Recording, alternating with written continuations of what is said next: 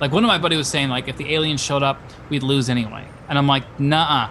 Not true. The innovation, the human's ability to innovate and want to create and build, which is what makes we're adaptable. Like that's a huge evolutionary strength of ours. Like we can adapt to pretty much anything because that's our huge human strength. We can adapt to pretty much. You can have humans survive in like unsurvivable conditions. Yeah. We'll figure it out. Like let's say they come with bigger and bigger tech, right? Some human will get the odds and get the jump on one of these things and get its weapons and be like, I don't know how this works, but I'll figure it out because that's our power. That's our superpower. Who's to say that these aliens show up are going to have that same evolutionary function? But like if it like turns into like a ground battle, like or something like, I mean, like we might literally be able to outrun these things. Yeah. There's no guarantee that the aliens would win. They might not be able to comprehend our method of communication, even understanding that the words that come out of our mouth could even be communication. Right. And again, sports is a prime example of that, right? It's like, how did he know he threw the ball and the receiver just knew where to be? Yeah. Like somehow, like both the quarterback and the receiver knew, okay, if that breaks down, like I'm going to throw it over here and like and they just know where to go. Yeah. Humans can do that on the battlefield. Like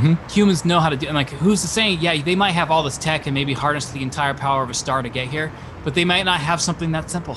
And like in battle tactics, that might be their undoing. How many people, like, well, look at this amazing contraption I buy, but like some human that can come by and kill them swinging a club.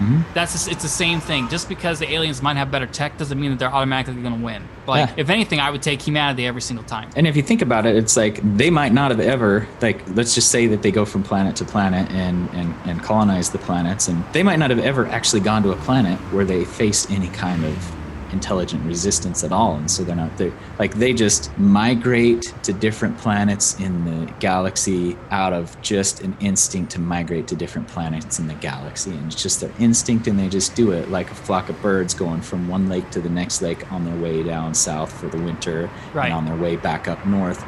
And they go from lake to lake and don't ever encounter a resistance. Then when they get to the lake called Earth, where they would encounter a resistance, they'd be like, what's happening? Like, we go to these planets and we just integrate into the biosphere and become part of the planet. We kill all of the life forms that aren't compatible with what we need, and that's just what we do. It's not like a moral judgment. We're just like, hey, we don't need these things.